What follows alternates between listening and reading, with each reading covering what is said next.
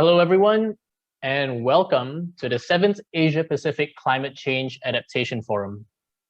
My name is Noel, and I will be your technical facilitator today to ensure that you have a smooth experience with Zoom. You are at a session titled Status and Challenges for Linking Scientific Knowledge to Strengthening Socio-economic Resilience to Climate-Related Disasters. Japanese language simultaneous interpretation is available during this session. The feature has already been activated and is available now. To listen to Japanese language, please click the interpretation button in the menu at the bottom of your screen and select Japanese. As for interpretation to English, please select English. For those of you just joining us, welcome. You are at the session titled Status and Challenges for Linking Scientific Knowledge to Strengthening Socio-economic Resilience to Climate Change Disasters. We will begin in just a moment here, but before we get started, we would like to let you know that this meeting will be recorded for documentation purposes. Furthermore, your participation using the Q&A button at the bottom of your screen is highly encouraged. The chat box is also available in case you have any perspectives you'd like to share, or if you need to reach out to me for technical assistance. All right, we're ready to get started. I will now pass the floor to Arghya Sinha Roy, Senior Climate Change Adaptation Specialist at the Asian Development Bank. Arghya, the floor is yours. Thank you, Noel, and a very good afternoon, good evening, and good morning to all of you. So we would like to welcome you to this session, which is focusing on science and assessment in the stream of economic sector resilience. The session is being led by Ministry of Environment, Government of Japan, in partnership with the Institute of Global Environmental Strategies. The focus of today's discussion will be how can we link scientific knowledge or use of scientific knowledge in strengthening resilience to climate-related disasters. As we know, climate-related disasters such as floods, tropical cyclones are increasing in the region. And countries in Asia and the Pacific region have signed up to the Sendai Framework for Disaster Risk Reduction and have been taking steps to build resilience and reduce disaster risk, which includes, in the context of economic sectors, working in sectors such as agriculture, tourism, fisheries, SMEs to build resilience. Similarly, it also includes use of financial products like disaster risk insurance to help meet residual risk management practices. Increasingly, countries are also use ecosystem-based disaster risk reduction measures to strengthen resilience. But the bottom line of all these initiatives is a good and robust understanding of risk, which requires science, and not just science about the past hazards and the current hazards, but equally about how the future will look like, depending on how climate change is going to pan out. So it's extremely important that as we build resilience to climate-related disasters, we factor in climate change considerations and ensure understanding of current and future risk is robust enough for decision-making purposes. In this context, this session has been designed. So without further ado, let me invite Mr. Kazuaki Takahashi-san, Director, Climate Change Adaptation Office of the Global Environment Bureau of Ministry of Environment, Japan, for delivering the opening remarks. Takahashi-san, over to you. Thank you, Arghya-san, and good afternoon, good morning, good evening, everyone. This is Takahashi Kazuaki, Director of Climate Change Adaptation Office, Ministry of the Environment. I'd like to express my great pleasure to welcome you together with Mr. Arghya Roy from ADB and Mr. Peter King from IGES. I would like to express my gratitude to ADB and IGES for their enormous support to organize this session. In view of the fact that climate change has already influenced over the country, climate change adaptation is one of the most important issues in Japan, as in other countries. Based on climate adaptation law, Ministry of the Environment in Japan published the latest assessment on climate change impacts last December. In the assessment, we report that the total amount of annual insurance claims paid due to natural hazards exceeded almost $10 billion $10 billion for 2 consecutive years. Natural hazards are increasing in frequency and severity. That is a trend seen in recent years. It tells us that climate resilience is a key to resilient economy, as well as to the lives and safety of people. Last year, Ministry of the Environment, together with Cabinet Office for Disaster Management Japan, have announced an idea of adaptive recovery as a strategy to effectively link anti-climate change measures with disaster management and mitigation measures. Adaptive recovery includes control over land use, learning from Japan's historical wisdom of skillfully dealing with disasters known as inasu in Japanese, by means of taking advantage of natural traits. Furthermore, enhancing local resilience is indispensable to a disaster-resilient society. In September 2019, when a typhoon caused a wide-scale power outage, one roadside resting area supplied power to an adjacent residential area through solar power generation, a solar heat utilization system, cogeneration using local gas, and a private power line. It was proved that this kind of distributed power energy system contributes to not only greenhouse gas emission reduction, but adaptation through energy supply during disasters.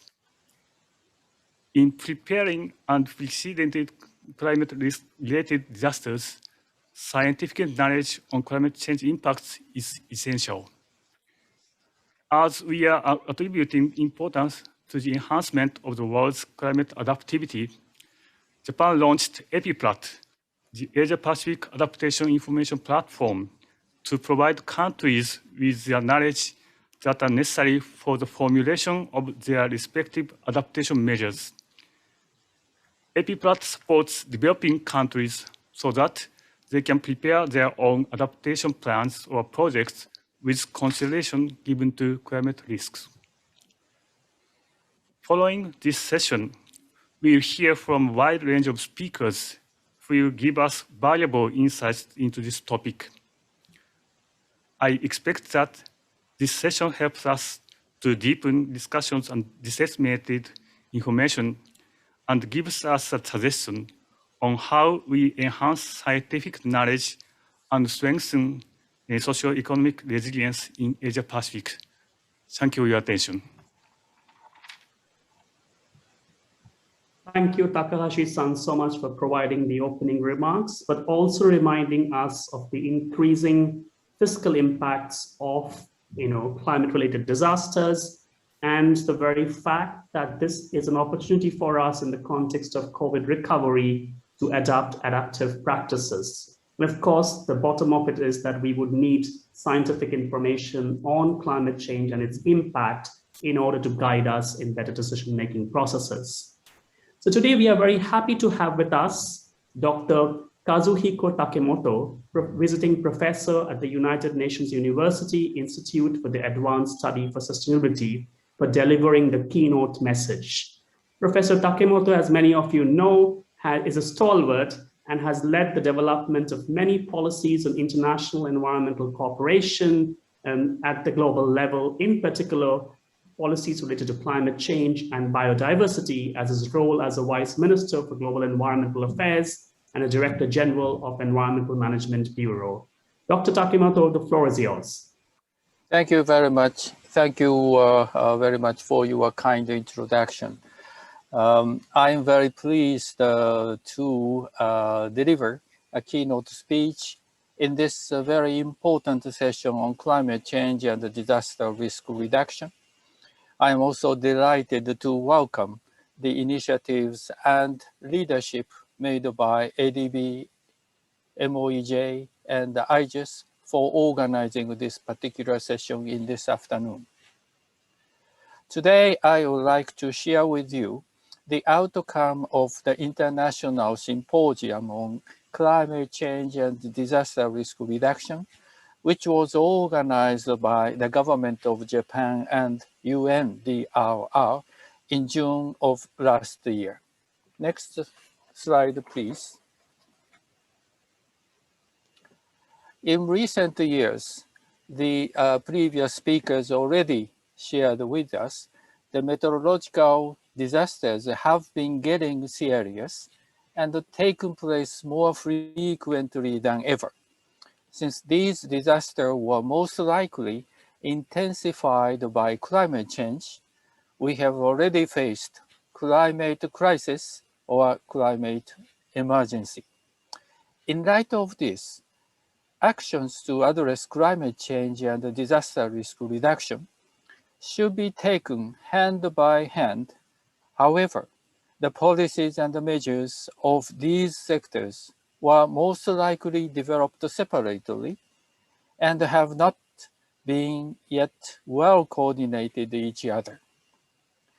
However, in Japan, both ministers responsible for climate change and disaster risk reduction have worked together very closely and discussed how these policies be mainstreamed into all the sectors. Under the strong leadership of two ministers, namely here, Minister Koizumi for the Environment and Minister Takeda for DRR. The International Symposium on Climate Change and DRR was organized and conducted in a smooth manner in close collaboration with the UN DRR. This symposium was aimed to enhance synergies between three global agendas, such as climate change, DRR, and SDGs, toward a climate resilient society, and to further develop climate change adaptation actions to address climate-related disasters. Next slide, please.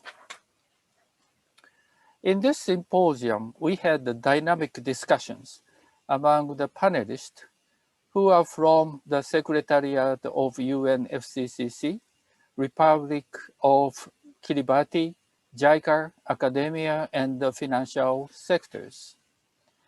Panel was asked the following two questions as shown here. First question, which experience, systems, or information are useful in preparation for disaster intensified by climate change? Second question, what Japan can contribute to the international community for addressing synergies between the three global agendas? The panel concluded with the findings as shown here. First, the development of science-based tools.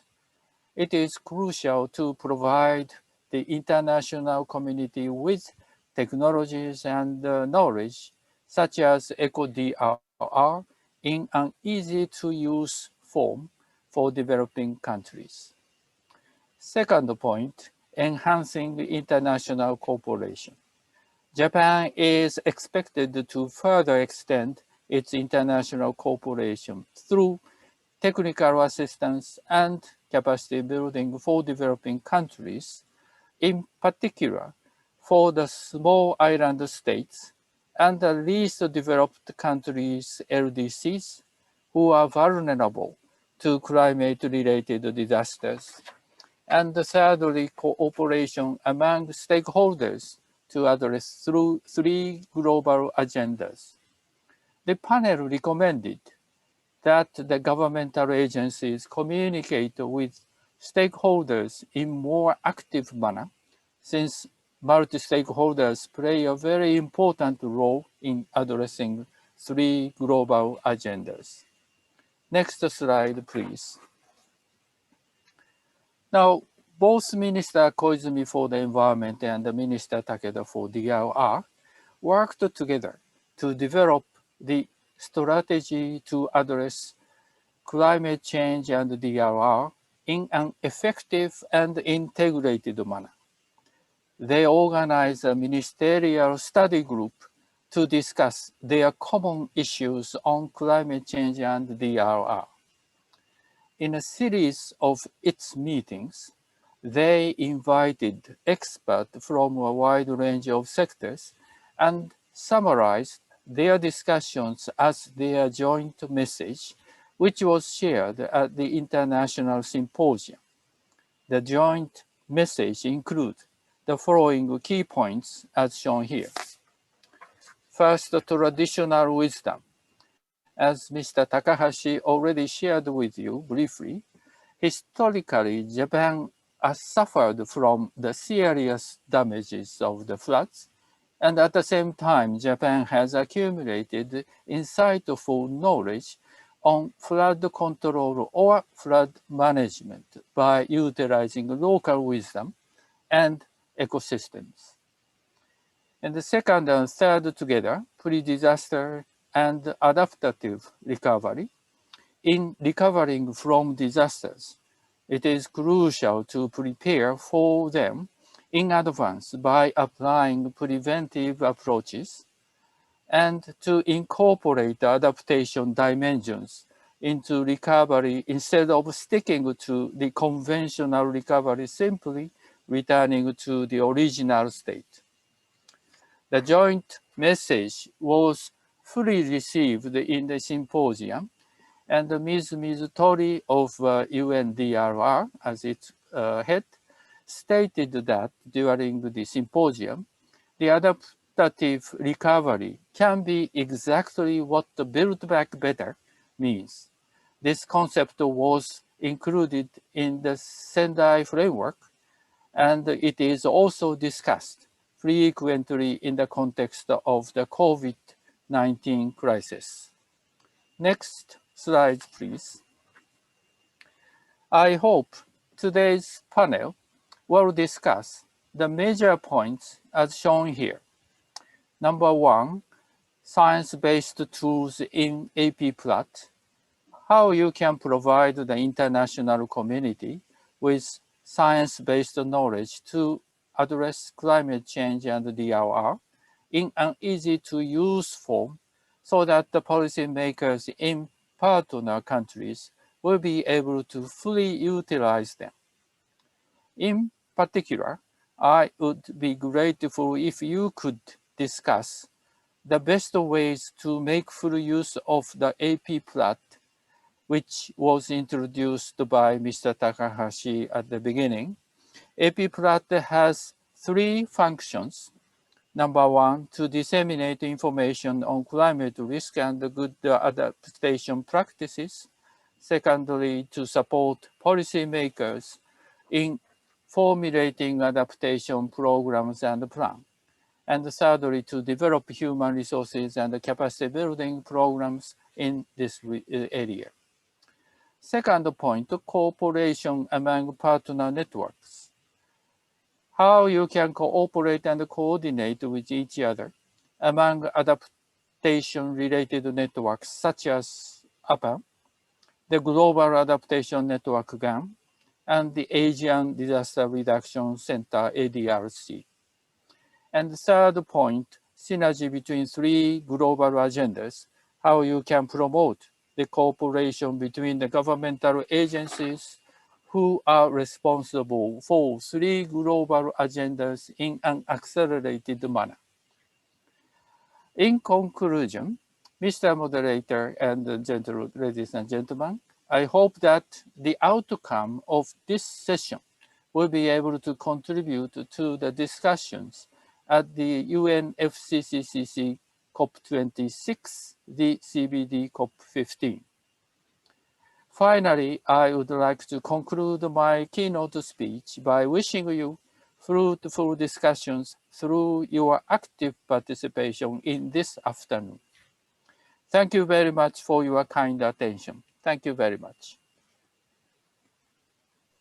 Thank you, Professor Takemoto, for providing your keynote speech, which kind of set the scene for today's discussion. Also, thanks for highlighting and sharing with all of us the key recommendations of the high-level symposium and emphasizing the importance of science-based tools international cooperation on this topic and multi-stakeholder partnership in taking the agenda of climate change, disaster risk reduction, and SDGs together.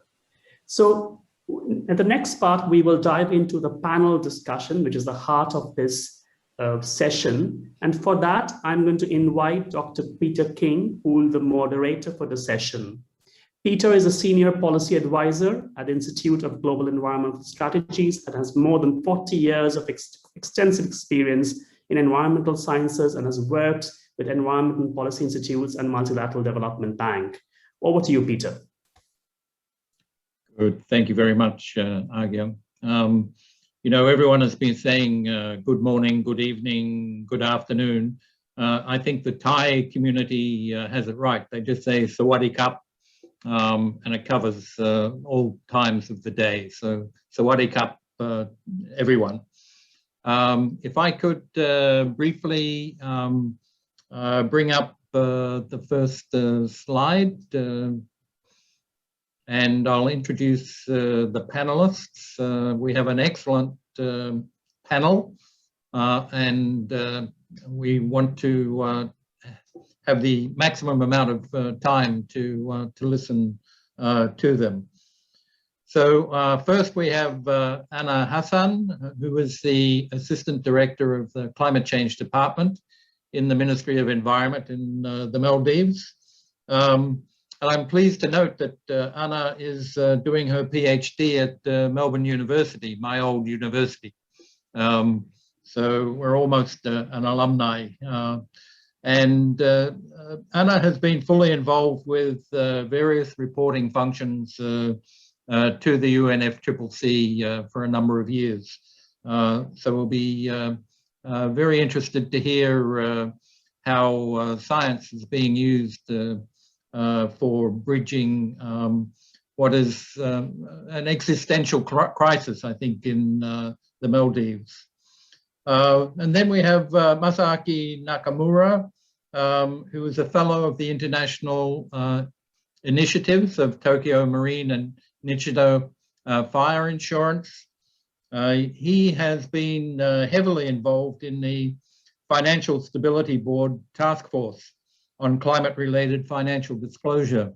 And I think that's a very interesting area, and I hope that perhaps he can mention some of the work that that task force is doing. Thirdly, we have Keiko Yoshikawa, who's the Deputy Director of the Center for Climate Change Adaptation at the National Institute for Environmental Studies, or NICE. And I'd just like to note that the Center for Climate Change Adaptation actually has a specific mandate under the Climate Change Adaptation Act in Japan that was enacted in 2018. And then certainly not last, but fourth is Radhika Murthy, who's Director of the Global Ecosystem Management Program in IUCN. And she's been heavily involved in development of IUCN's global standard on nature-based solutions. And Radhika is originally from Fiji, which is one of my favorite countries in the Pacific. Next slide, please. So the overarching theme of this panel is how do we enhance socio-economic resilience through the integration of climate change, adaptation, and disaster risk reduction measures. And the panel is intended to try to identify concrete measures, science-based tools or platforms that will enable scientific knowledge to be linked with practical application, plus the capacity building needs to do that in the Asia-Pacific region. Next slide. So we have some overarching questions, but I will also be directing individual questions to each of the panelists. We're going to have 2 rounds of questions. And the first round, we want to look at what the current status and challenges or barriers for linking scientific knowledge to strengthening socio-economic resilience to climate-related disasters will be from the viewpoint of each of the sectors represented on the panel: national governments, the private sector, scientific organizations, and international organizations. In the second round, we'd actually like to hear from the panelists what they would expect from adaptation platforms like APAN and specifically AP-PLAT, which has been introduced by the Ministry of Environment of Japan to help countries in the Asia-Pacific region to implement this concept of integrating climate adaptation and disaster risk reduction through an adaptive recovery approach, and ultimately to build a social economy that is resilient to climate change. And to hear from the panelists what they would expect Japan to do in this regard. Next slide, please. And I would be remiss if I didn't talk a little bit about what IGES is doing in relation to integration of climate change adaptation and disaster risk reduction. So please allow me to introduce very briefly some of the work we're doing in relation to AP-PLAT, where IGES is taking on the specific role of coordinating the capacity building pillar of the 3 pillars that were introduced earlier. NICE will be predominantly involved in the scientific information and knowledge sharing, and IGES will provide the coordination office for the capacity development program under AP-PLAT. Next slide. And we're well underway in doing that with a number of projects. And one of the interesting ones that's being done with ASEAN currently is through disaster risk reduction by integrating climate change projections into flood and landslide risk assessment. When this is aiming to demonstrate how you can integrate climate projections into flood and landslide risk assessments, and also developing the capacity within the ASEAN member states to use those tools and techniques for better land use planning. Okay, I think that is my last slide. So now I think we can turn to the panelists.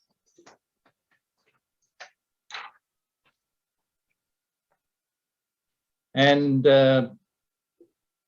Anna, I think you're going to be our first victim. The specific question that I'd like to ask you in relation to the first round of status and challenges is, how are the weather-related disasters affecting the socio-economy of the Maldives? And particularly given the existential threat, I think, of climate change for the Maldives, what measures are being taken in the Maldives in response to these? Thank you very much. Yep. Thank you very much, Peter. And just before I go into my presentation, I just wanted to quickly thank the organizers, APAN, IGES, the government of Japan as well, to really allowing us to contribute at this very important dialogue. Let me just take this opportunity to really congratulate the organizers as well for doing such a great job in running things so smoothly at such a challenging time as well. So really great job on that. So yeah, as Peter has mentioned, so in my presentation today, I would briefly be talking about the different kind of approaches and challenges in adaptation planning in the Maldives, specifically linking into different disasters and how it is affecting the country, especially the key economic sector, which is the tourism sector in the country. Next slide, please. So just to kind of begin with, and just to give you an idea, a perspective, and a visual idea of where we come from and what our islands look like, and to highlight the key vulnerabilities that we are exposed to. And as you have highlighted very well, Peter, as a small island developing state, Maldives is extremely vulnerable to all impacts of climate change. And this is in fact an existential threat that we face. And as you can see here on the picture as well, our islands are really low-lying. And this low-lying nature of our islands, then coupled with other sort of geographical features, also other socioeconomic factors such as the small size, the dispersed nature, kind of really increases our exposure to environmental degradation and natural hazards.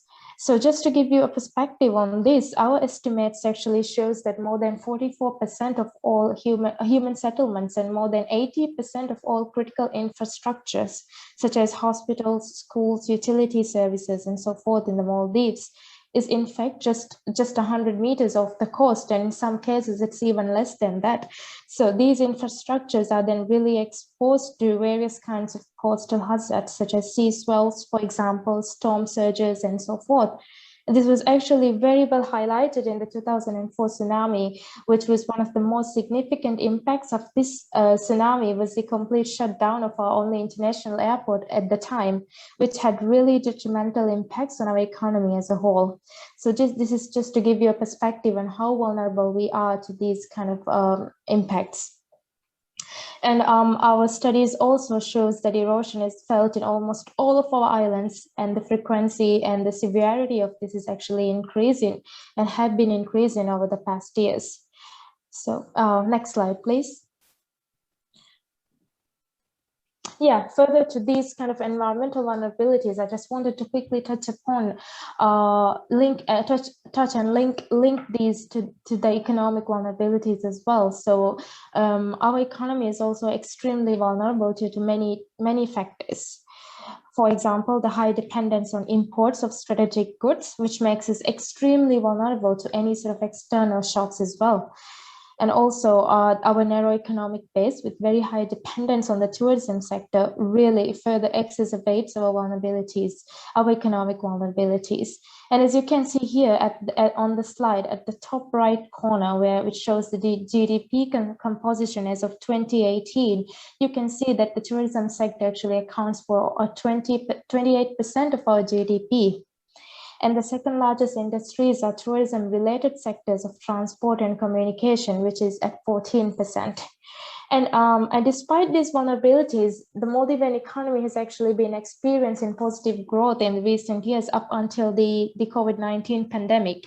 And that's what I've tried to show here in the table that you can see on the slide.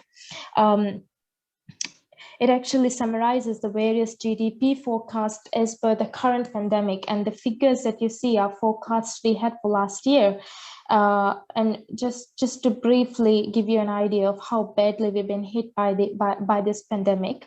So the medium-term forecast for the economy was around 7.5% GDP growth for the year 2020, which was forecasted before the pandemic.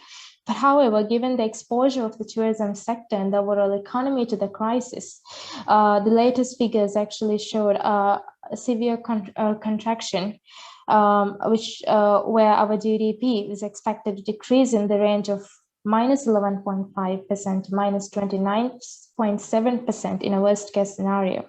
So this is just to give you a perspective on how the COVID-19 pandemic has also really impacted our economy, on top of our existing, Thanks, Anna. Could you wrap up quickly, please? Yeah, sure. Okay, so just moving on to the next slide. The different approaches. So we have these various kind of, I'll just make it really short here. Specifically looking into different approaches in the key economic sector of our country.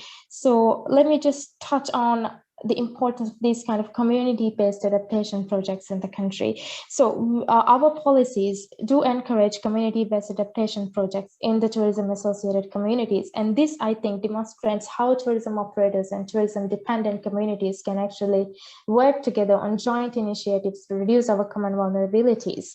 And we've had a few of these really successful projects, but I'm not going to go into the depth of that. I'll be happy to answer any of those if any of the attendees have more questions on that. And also our policies also look into encourage climate proofing and of tourism infrastructure as well. And then I just wanted to quickly just touch on the Maldives Green Fund, which is actually a trust fund which was established quite recently, which is sourced from the green tax, the revenue that we get from tourists who stay in the resorts, hotels, and this fund is actually used to allocate later on allocated towards both adaptation and mitigation projects in the country. Yeah. Okay, good. Yeah. Thank you so much. Yes. You know, and sorry to sort of hurry you up. There is so much to talk about from your experience, and I hope that during the Q&A session we'll have an opportunity to return to some of the things that you were talking about, particularly in relation to vulnerability assessment and the impact on the tourism sector, which I think you know is going to be the fate of many of the small island developing states, and the Maldives is particularly hard hit. So our next presentation is from Nakamura-san, and here we'll have a slightly different approach, I think, with as an insurance company. You're aware of the situation of many companies, I think,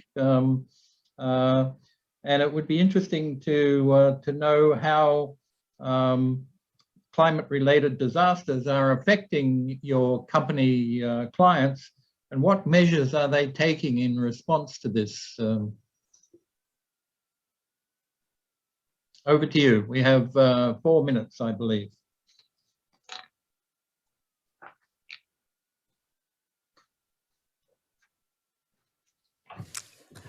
Thank you, Dr. King, for the kind introduction, and to the organizers for granting me the opportunity to speak. My name is Masaki Nagamura, and I represent Tokyo Marine, a Japan-based non-life insurance company. It's such a great honor and pleasure to be here. As a non-life insurer, thank you.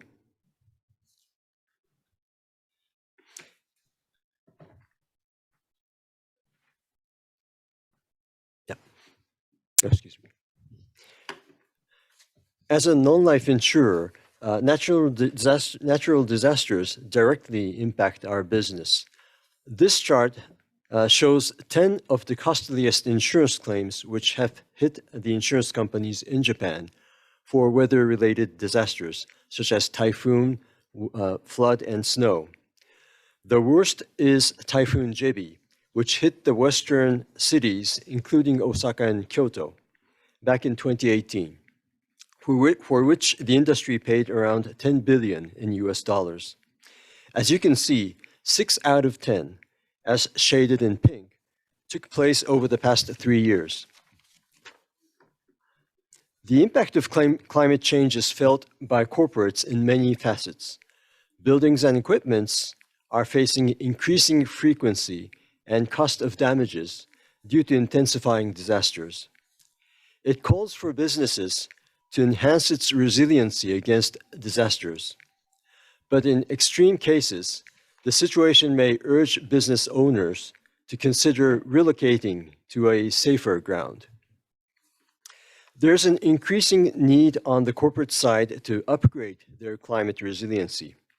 In response, insurance companies offer their knowledge and expertise to help corporates minimize the negative impact. Here's an example of how we deal with flood risks. Typically, corporate customers are looking for answers to the following questions. How much are we going to suffer from climate change in the worst case? Are we sufficiently protected? And how can we improve our risk management, especially if companies have multiple locations?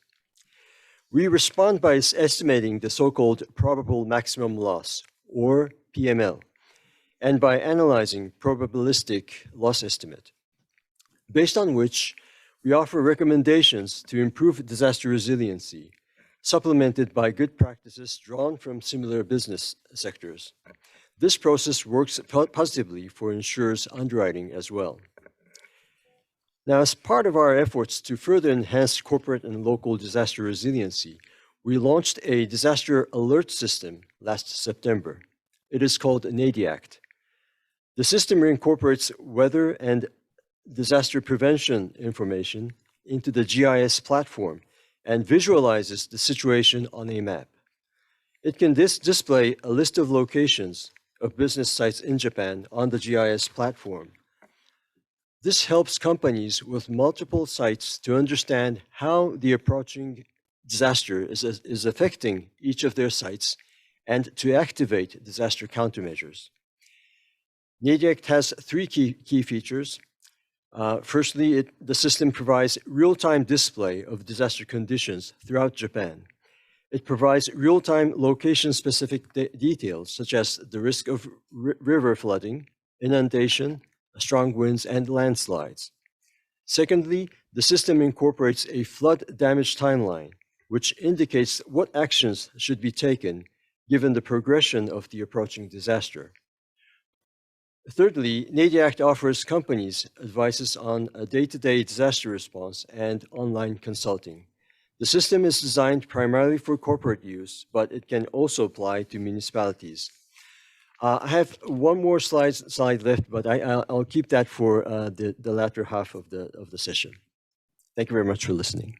Okay, great. Thank you so much for that.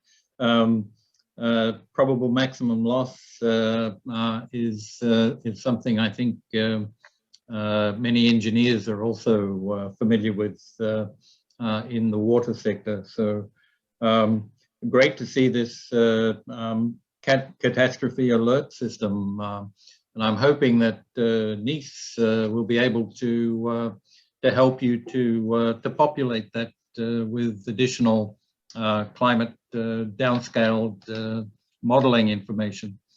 So that is a nice segue into Yoshikawa-san's presentation on the scientific knowledge and the ability of NICE to integrate adaptation into DRR and adaptive recovery. So over to you, Yoshikawa-san. Thank you, Peter-san. Good afternoon, everybody. I'm honored to be invited this meaningful session. I would like to express my deep gratitude for organizers and participants today. I'm Keiko Yoshikawa, Deputy Director of Center for Climate Change Adaptation, CCCA, of the National Institute for Environmental Studies, NICE. So, sorry, this one? うまくいかない。違うな。何でしたっけ? Next slide, please. Sorry, this doesn't work. So, in Japan, as Peterson introduced at the beginning of this session, the Climate Change Adaptation Act specifies that NICE shall be responsible for the collection, organization, analysis, and provision of information about the climate change impact and adaptation, and technical advice to local governments. The figure on the right are the concept of climate change risk and adaptation pathways published in the IPCC Fifth Assessment Report. Climate change risk is manifested by a combination of hazards, vulnerability, and exposure. Hazard does not pose a risk if there is no vulnerability or if there is no exposure. Scientific data tools are important to predict and analyze these hazards, vulnerability, and exposure, and to get hints on what adaptation to take. Next slide, please. We are collaborating with domestic and overseas research institutes to promote research in monitoring, impact assessment, and adaptation strategies and disseminate the results. What can science tell us? And what can science do to solve our challenges? I will introduce some examples in the next slides. Next, please. Here you can see vulnerability evaluation method developed by NICE. Science can help to identify the focus area, to develop impact chain and analysis to understand your vulnerability. Next slide, please. This is an example of JICA project, which conducted survey, estimation, and prediction for ecosystem-based approach. It is an important issue to pursue synergies between biodiversity conservation and climate change adaptation. Next slide, please. Science also helps us to implement various adaptation measures. Here is an example of real-time flood monitoring and forecasting and long-term climate impact assessment to develop a resilient society, which is conducted by IGES. Next slide, please. As I introduced examples so far, science can help adaptation of each subject. To widely share these scientific findings, MoEJ launched the Asia-Pacific Climate Change Adaptation Information Platform, APAN in short, at the G20 ministerial meeting in June 2019, as already introduced.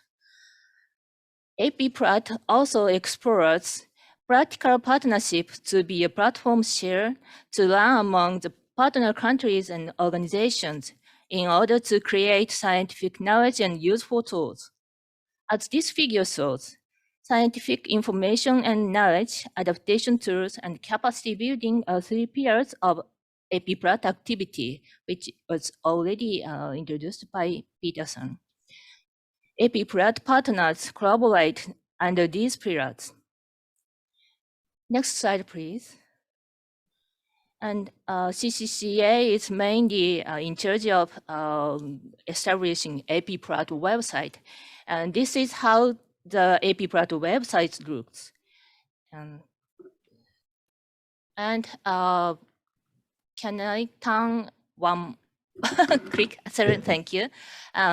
This is good news. Good news is that the CMIP6 viewer will be launched soon.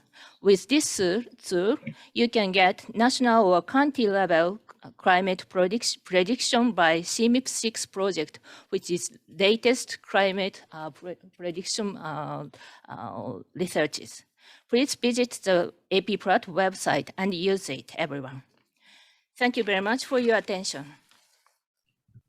Wow, that's fantastic to see the work that's already being done by NICE, and we expect a lot more as APAN continues to develop over the next few years. So thank you very much for that.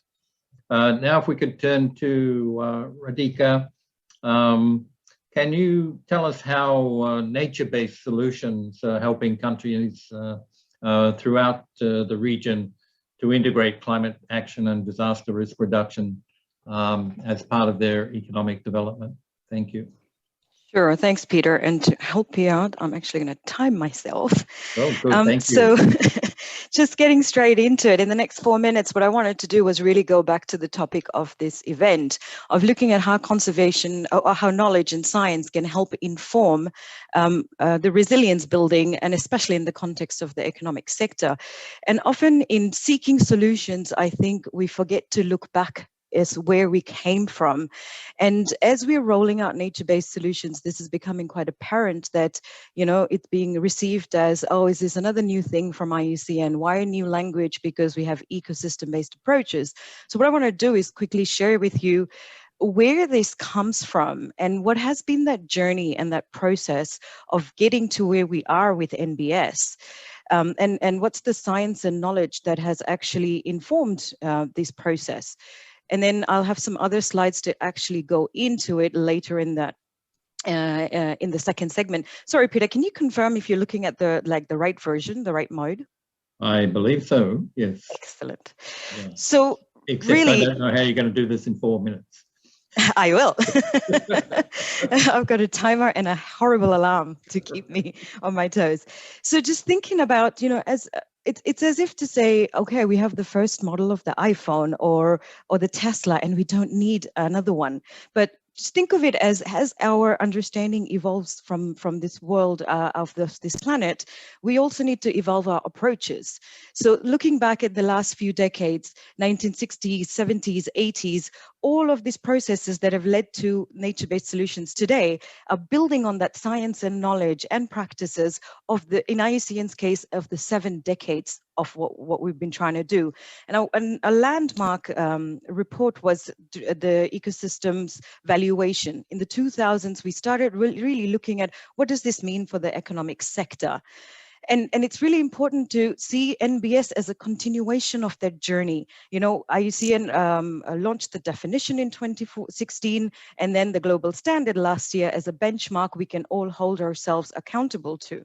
So what is NBS? Simply put, it's looking at conservation actions of protection, sustainable use, and restoration, but deliberately designing them to be able to also solve issues of climate change, food security, water security. And in our definition in 2016, we definitely had climate change in there, disaster risk reduction in there, and thinking about it, this was 2016. In 2020, World Economic Forum released a report, and you can see the issues that they point out that are going to be a crisis in the next 10 years to be watched and to managed. So this is not, while this is not deliberate, it's not unexpected. So really taking the conservation science and knowledge, decades of it, and turning it into an economic development tool for resilience. And that's really what nature-based solutions is about. And also being very clear how it's different. We have nature-derived solutions, nature-inspired solutions, which perhaps don't depend on healthy ecosystems and then don't drive the ecosystem to improve and recover. So really being sure that, you know, there is a differentiation of understanding, but at the same time, really leveraging its complementarity. We live in a very built world. Development, infrastructure development, etc., is not going to stop anytime soon. So how do you use nature as a way to complement and even strengthen our other solutions like technological solutions or grey infrastructure solutions? And really thinking of it in the context of here's a pathway we've given. Can now the economic sector embrace this? Can we work together as conservation, climate practitioners, development practitioners, financiers to really get to a point, and really get to a point where we leverage the potential of NBS? So Peter, as I said, I'm not going to go into the actual content of the standard. That's coming a bit later when I take the floor again. Thank you. Fantastic. You know, I've been involved in this business for now 50 years. And someone asked me recently, what have you learned over those 50 years? And I said, what I've learned is if you have a problem, ask nature. Nature's been around longer than Homo sapiens. It's had trial and error for 3 billion years. It has worked out solutions. And I think IUCN is really at the forefront of pushing that idea, and I really do appreciate it. So thank you very much for that. All right, now we're going to go into our second round of questions, and we really just have one question that we're going to ask each of the panelists to weigh in on quite quickly. And that question is, what do you really expect from adaptation platforms like APAN and APPLAT to help countries in the region to implement the concept of integrating climate change, adaptation and disaster risk reduction and adaptive recovery as indicated by the Ministry of Environment in Japan, and to help build a socio-economy that is actually resilient to climate change. And, you know, I think it would be very helpful for the Ministry of Environment in Japan to hear about what you expect Japan can do to help in this regard. So let's start off with Anna. Thanks again, Peter. Yeah, I think in answering your question, I mean, well, obviously climate change is a planet-wide challenge, and it really cannot be tackled by any single country alone. And I think this is where platforms and networks such as APAN and come. And I think what's really important in achieving resilience is to really, you know, be able to deeply understand the needs of each country and regions to ensure that climate action is actually really well tailored to suit that particular context, because each and every one of our countries are different. And especially given the case of the Maldives, we have around 1,500 islands, and each of these are really unique and different as well.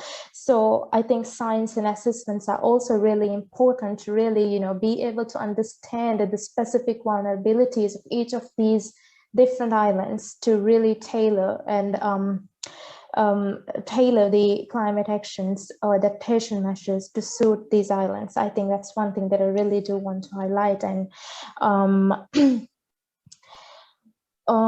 addition to that, I think at the same time, we also need to note that climate action cannot be, again, limited to nations or borders. So this will require us to collaborate and share learnings, experiences and expertise on these kind of regional as well as sub-regional levels. And that's what I believe that we are doing here, which is a much needed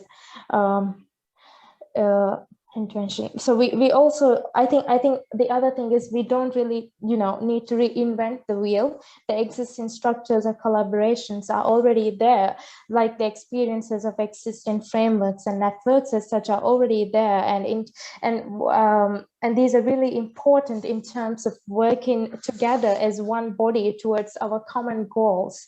That's something that I really do want to highlight here as well.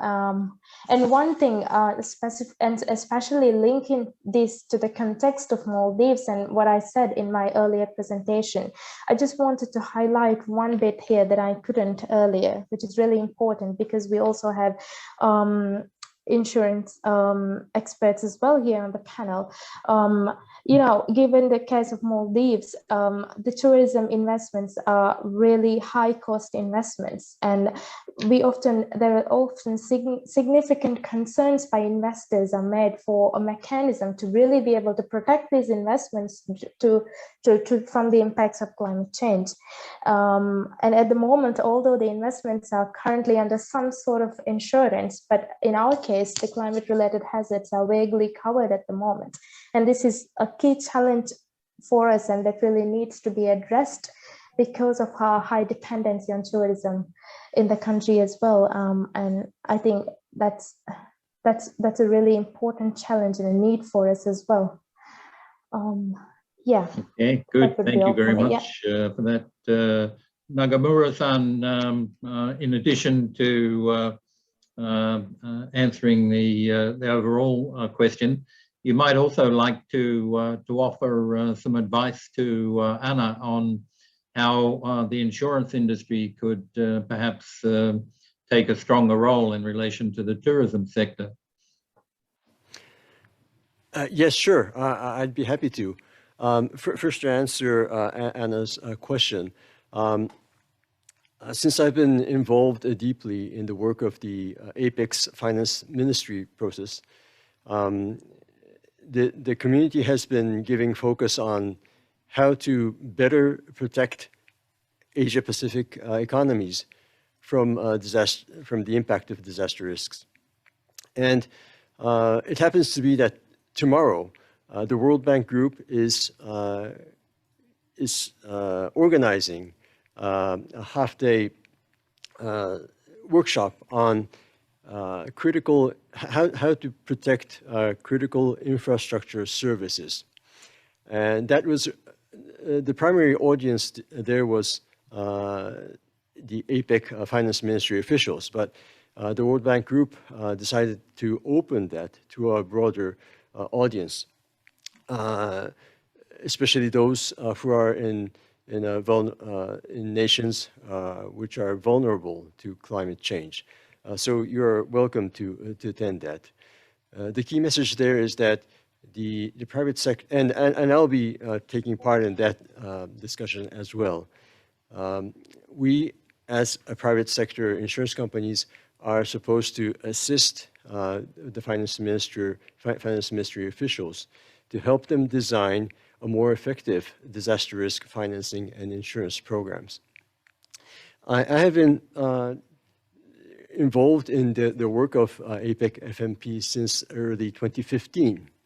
And that very year, 2015, happened to be the year when the finance ministers signed to the Cebu Action Plan, which is a 10-year roadmap that is to strengthen the APEC region from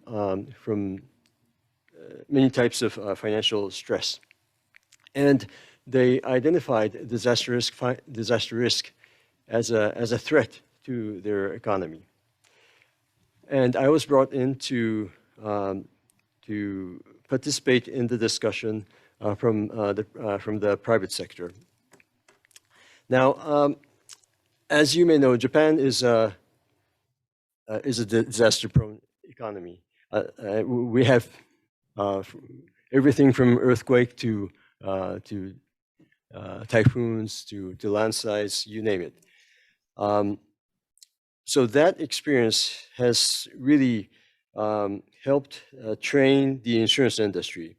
And for instance, our country has a well-established earthquake insurance system, which has been in place for over 50 years. And that program is organized as a public-private sector partnership. I see many developing Asia-Pacific economies don't have such system. And from there, the Japanese experience can be something that other economies can refer to. So private sector insurance companies are well positioned to contribute to such official discussion to establish an optimal disaster risk financing solutions to the Asia-Pacific economies where needed. Now, in relation to AP Platt, with the leadership of NIS, I think the establishment of the platform is very timely and extremely relevant to the work of the APEC Finance Ministry process. So I would like to share that information, knowledge, and the system with the people who are involved in the APEC Finance Ministry process. I'm pretty sure that it will be welcomed, and perhaps it will help stimulate the discussion in the community. So thank you very much for that information. Good, thank you very much, Nakamura-san. That's excellent sort of advice also, I think, for developing countries to think a little more about your catastrophic insurance schemes. Now, Yoshikawa-san, perhaps you could expand a little on how AP Platt with NIS is going to extend out to developing countries in the region, and the kind of support that you might be able to provide to vulnerable countries.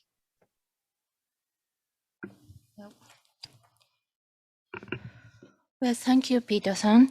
I listened to the presentation and talks of panelists with great interest. There are many things to learn today, so I'm very delighted to be able to attend this session. A beautiful photo of Anna-san's presentation reminded me of a related topic. A member of CCCA has joined a research project about eco-DDR and implementation as climate change adaptation and finance. At the symposium held in December 2019 by this project, there was a topic about the development and design of insurance products for coral reef conservation by a parametric insurance system. The topic was delivered by Mr. Bond from Swiss Re, and his presentation showed that it required extremely advanced scientific knowledge, such as estimating damage by extreme weather and quantification of coral reef damage to develop a new insurance service. So I also feel private sector's experience and knowledge is very important, and we have to collaborate with such sector. And last month, CCCA, together with Ministry of the Environment, exchanged view with the companies engaged in climate risk-related businesses. People from the risk consulting department of insurance companies, consultants who support the formation of adaptation plans for local governments, and experts from weather information companies participated the discussion, and they are keenly interested in climate change prediction and impact prediction data from researchers. I believe it is important to utilize scientific data with these companies and various stakeholders. It will open up various possibilities, including the provision of insurance products. I'm sure AP-PRAT will be a powerful tool for that. However, there is still a limitation. There is a huge knowledge gap, especially in economic impact estimation. We have to promote research to create knowledge and the necessary data required by various societies, especially the area of economic damage and financial issues. SDGs Goal 17 says, encourage and promote effective public-private and civil society partnership. That is a point. And in addition, I'm sure that there are a lot of synergies among climate change adaptation, biodiversity conservation, and disaster prevention. Japan has a long history of international cooperation in the field of disaster prevention, such as human resource development, operation of disaster monitoring system using satellites, and so on. I'm sure we can merge climate change aspect, adaptation aspect, and ecosystem-based approach successfully. And it is the idea that the AP-PRAT can then take a role to share broad ideas and actual examples on the ground. I believe that this is a promotion of adaptive reconstruction and efforts that can be the design of economy and society. Thank you for your attention. Good, thank you very much for that. We look forward to Nice taking a very active role in providing the scientific information that's necessary to underpin adaptation activities across the region. Radhika, one specific question that was directed to you was, is there really a difference between ecosystem-based adaptation and nature-based solutions? I'm currently preparing the EBA guideline for UNEP, and we have a lot of discussions about which comes first, nature-based solutions or EBA, and it seems like a chicken and egg situation. So if you could clarify that, I would be very grateful. Sure, Peter. And just starting with the very question of what can APAN, APLAT, and countries like Japan do, it's really now about creating spaces for discussions where we don't clash, but we converge. And not just amongst us.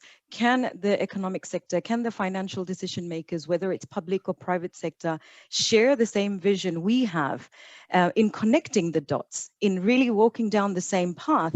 And this is, again, not anything new, and I'm just sharing my slides, not anything new. We've talked about this convergence for years now, you know, the nature being the basis of society and economy. So how do we now work with these overlapping spaces where we are actually pushing towards sustainable development? We're not creating more inequity and marginalization, and we're reversing some of the damages we've done to nature. So it's really about these spaces now leveraging the different expertise and skill sets to help us converge around the same journey, the same path. Why now? Well, we have a blueprint that we can all work from. This is the standard, and this is where I'm going to address the issue of eco-DRR and EBA. So it's really shifting from safeguarding nature to using it as a problem-solving approach, something where we're looking at our development needs, the societal challenges, and how can nature help rather than get in the way of it, which is how it's been perceived for a long time. And that's where thinking about designing at scale comes in. So shifting from a definitional approach to an operational framework within this requires EBA, eco-DRR.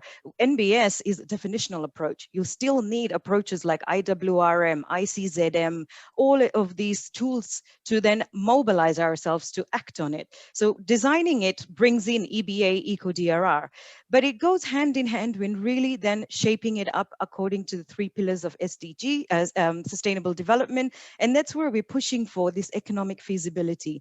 Can we keep doing one project at a time, on ODA funding, on foundation charity resources, or can we actually shift into a feasible solution that becomes a public good, that gives clean water, that protects us from disasters, that gives us clean air? So really building in the role of the economic feasibility, the social equity, and then making sure there's no further harm to nature. And then in that space, that overlapping space, how do we balance trade-offs? Who decides? What's the transparency around decision-making on who gains and who loses today and tomorrow?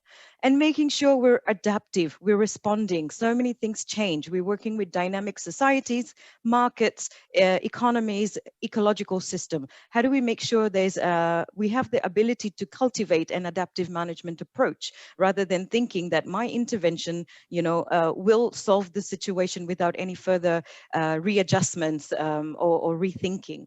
And then embedding it into our systems, political systems, policies, incentives, subsidies. How do we leverage ongoing current structures we work with, and what are the missing gaps? So this is like in a few minutes the whole standard. It's a 50-page standard, but this could be our benchmark, that one framework we all hold ourselves accountable to, and one framework that can bring us together as a global community to look at economy, nature, and people within that same framework. And perhaps that is the start of shifting from seeing nature as a red tape, as an outdated, very slow-moving concept that gets in the way of development, to that very basis and foundation of sustainable development. So Japan, APAN, APLAT, all of these, the forums and spaces you create are very critical at this moment for us to leverage the power of nature and shift from the development conservation dilemma to sustainable development, where we have communities protected from disasters, we are adapting to climate change, we're responding to the biodiversity crisis, and we're improving our living standards. Thank you, Peter. Wow, thank you so much. Very articulate and very passionate.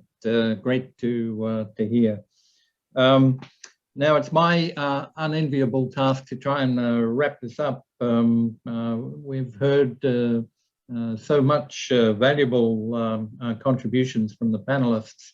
And a couple of things that sort of stuck in my mind as we were listening was firstly the sort of scale of damages in Japan, with 6 out of 10 of the major losses just in the last 3 years, suggests that we're not on the right track in relation to climate change, and resilient development is still a long way off, with much more to be done.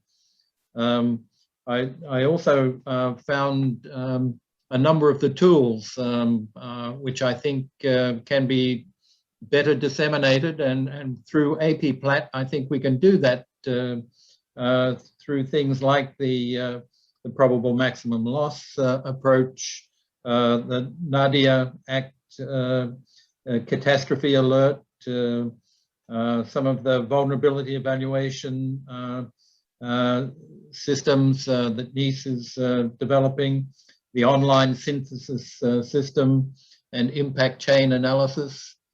So I think that in addition to that, what really stood out for me was this notion of adaptive management.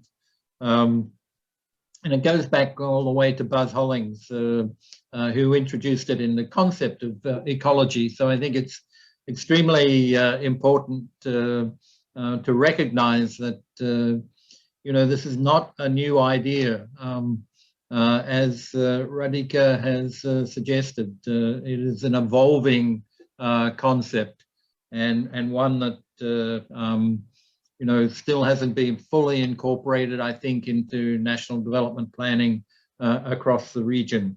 And so I'm hopeful that AP-PLAT will become a platform across the region to not only disseminate science-based information in relation to climate change, but also to help disseminate the various tools that are available.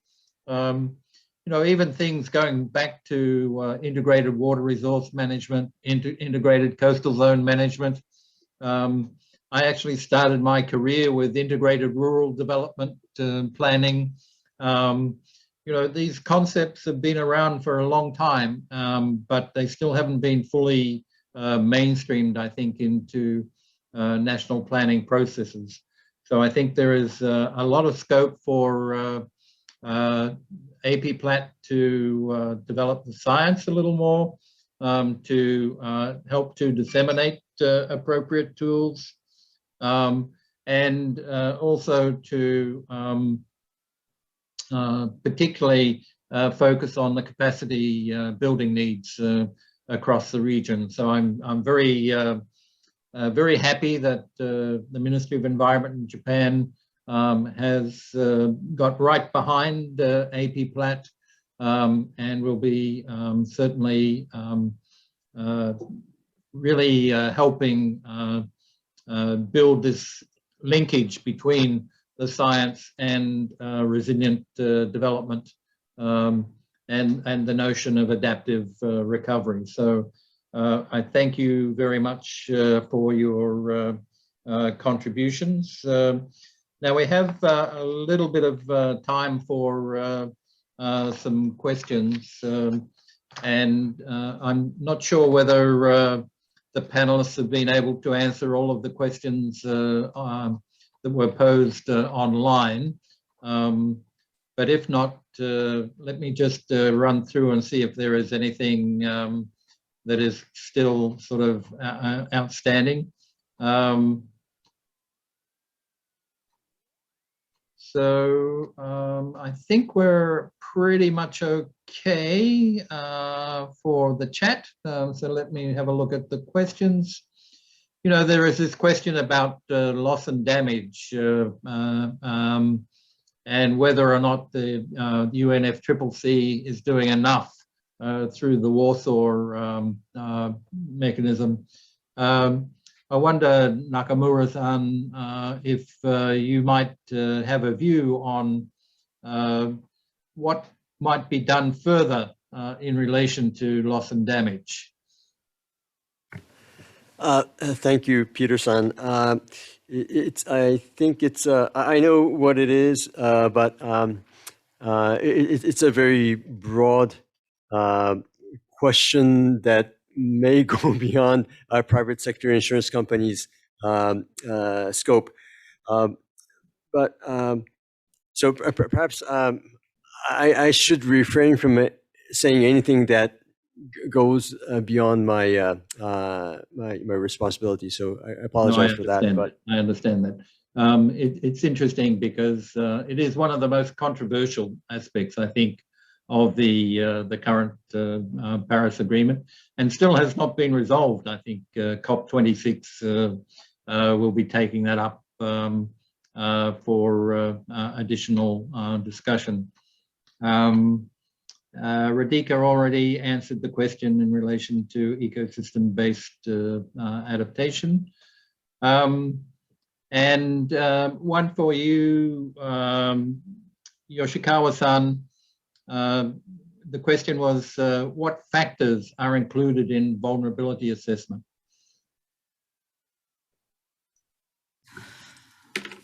Well, thank you, Peter-san. There's a lot of aspects on in vulnerability, and one example of vulnerability is in Japan. Sorry, is the in recently Japanese society changed to more and more having more and more elder people, and there's so many one person family. I don't know the proper Single English, families, but yeah. yeah, but it is it create difficulty to manage co-working or helping each other to avoid risk or finding sign of risks, especially in heat illness. Yes. There's a lot of elderly people who are going to hospital by heat illness in the summer 2 years ago, and one of the reason is there is more and more elder people and who is very sensitive to heat, and that is a kind of vulnerability of society, and each local area has its own vulnerability, and so it is very important to create knowledge and localized knowledge and based on local issues. Thank you so much.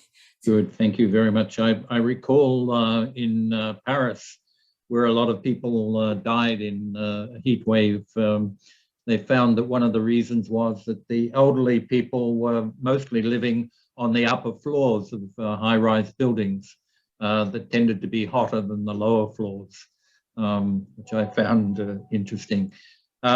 So that brings us to the end of our Q&A session. I think there is still a few questions perhaps that were not answered, but thank you all for the over 100 participants, which is great to see. And a big thank to the organizers, to ADB, the Ministry of Environment, and IGES. I think that this has been an extremely useful session and contribute to the overall theme of resilience pursued by APAN this year. I would also like to thank our panelists, Anna Hassan from the Maldives, Nagamura-san from Tokyo Marine, Yoshikawa-san from Nice, and Radhika Murthy from IUCN. So thank you all very, very much for participating and contributing your knowledge and experience to this session. I hope that everyone will see the Survey Monkey, which has just been put up on the screen, and try to do that quick survey. That would be extremely helpful to us to get additional information, particularly as we begin to flesh out the work program for AP-PLAT for the next year or two. So thank you for bringing that up. And I really hope you all enjoy the rest of APAN. It has been a challenge to bring it online without meeting in person, but I hope that next year we'll all be able to meet in person somewhere in the region. So thank you very much, and goodbye for now. Thanks, Peter.